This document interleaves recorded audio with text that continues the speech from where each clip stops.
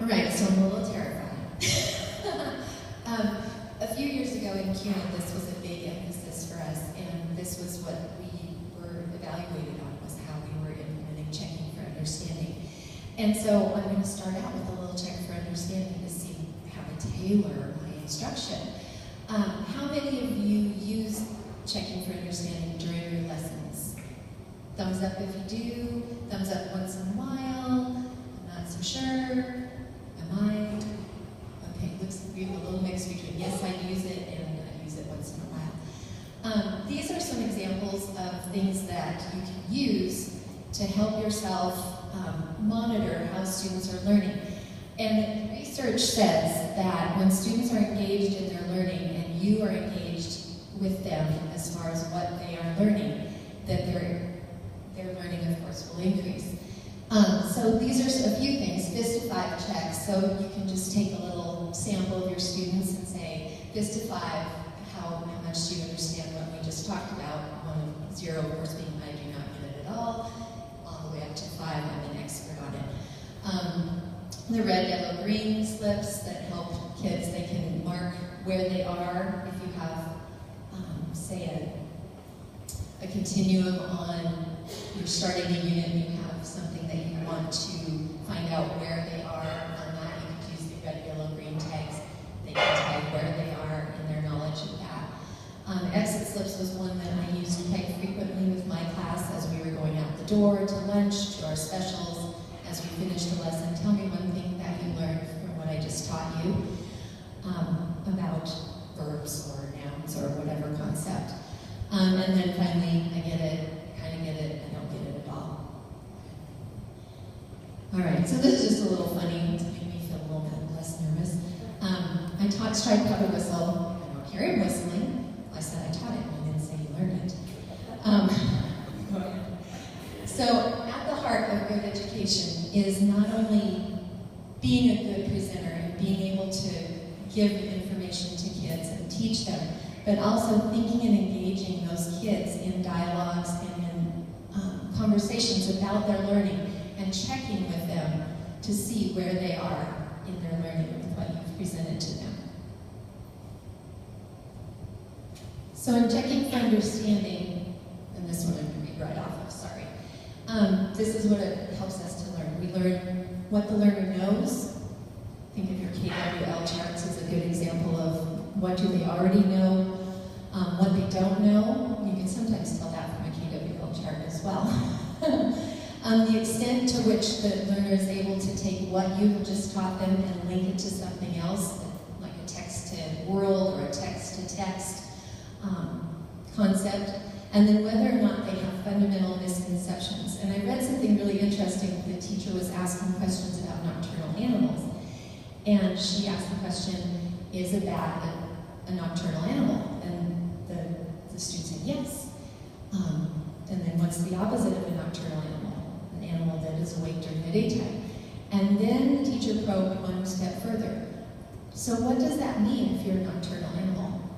And the student responded, they don't sleep very much. Well, of course, that's not true. A nocturnal animal is awake in the night and asleep during the day. But that fundamental misconception would have been missed if that teacher hadn't stopped to check that student's understanding on a little deeper level.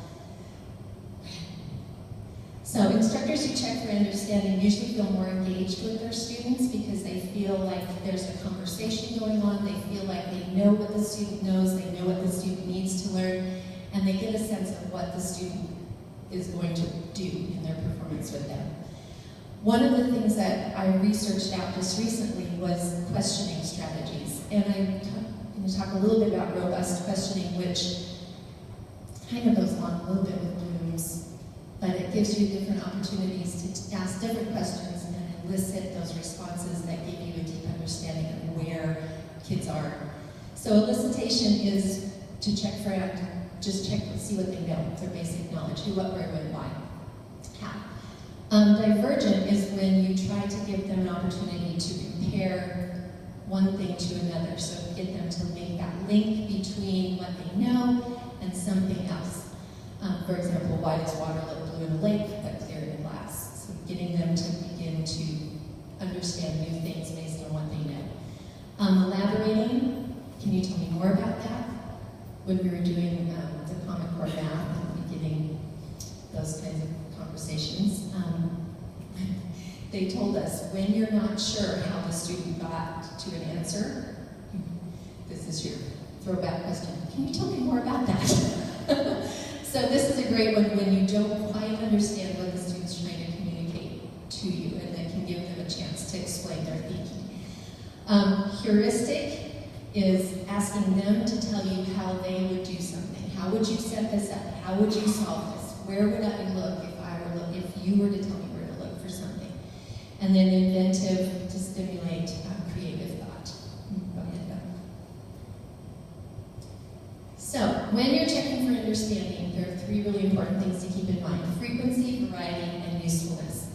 So for frequency, in your lessons, it's said in the research that about 3 times was a great amount to check during a lesson for understanding. And that can be during guided practice, as one of your times where you're checking. It can be at the end of the lesson, it can be at the beginning, or it can be in the middle of your instruction to see where you need to tailor and where you need to go to meet those learners' needs. So that's frequency.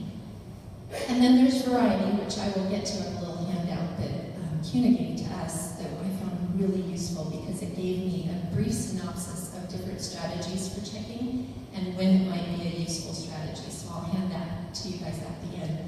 But variety, you don't want to always say thumbs up if you get this, thumbs this way if you don't. I use a lot of times a chalkboard, or not chalkboard, whiteboard, sorry, I'm old.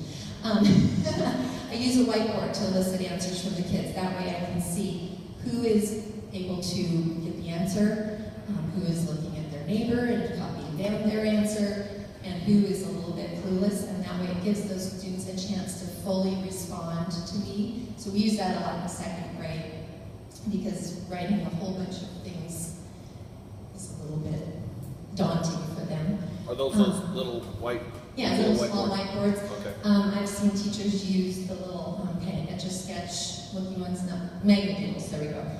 And they use those to elicit a 1 or 2 word answer or to show a math answer. I use those a lot during our calendar time and our spelling time, math back time, and that helps me to see, okay, these students they've got those things down really quickly. These 5, it takes them a little while, but they get it, and these 3 just are trying to find out who has the right answer. It also gives me a chance, because it's kind of private, if they're sitting, they can flip it up in front of them, and you can say, think again, try again, and give them that opportunity if they make a small error in their thinking. And then finally, the usefulness of it. Sorry, I'm getting my notes. The litmus test for a quality checking for understanding is whether you then can use that information to adjust your instruction as you go along. It's not useful to check for understanding if it doesn't give you any information on how to move forward with your lesson or how to move forward with the next lesson.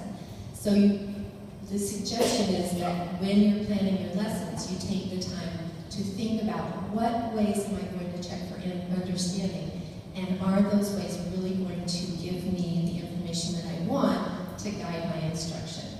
A lot of people call them dipsticks, where you're dipping into the student's knowledge to see whether it's full, whether it's empty, whether it needs to be changed.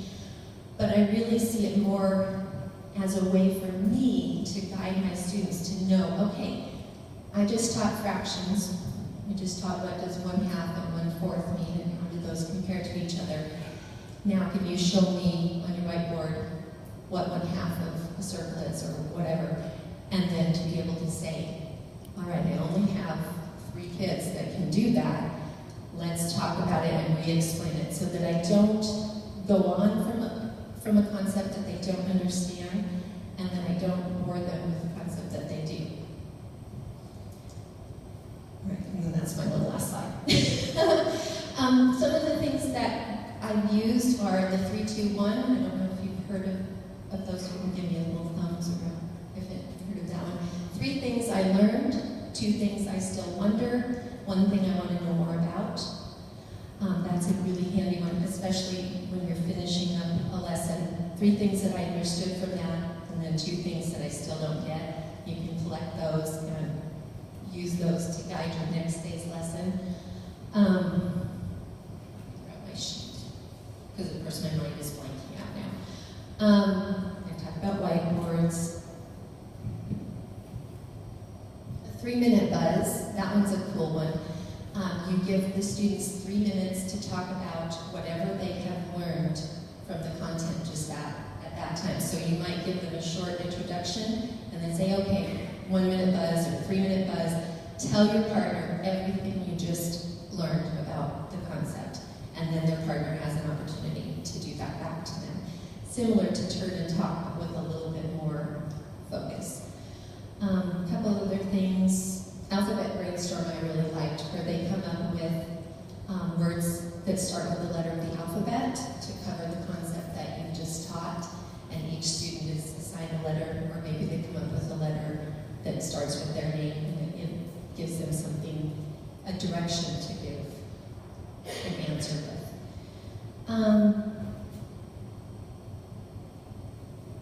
Do you have any questions?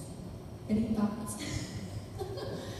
I wanted to put in a plug for Christy, because this is an area that I know she knows quite a bit about and can assist you in and help you in any way that you want.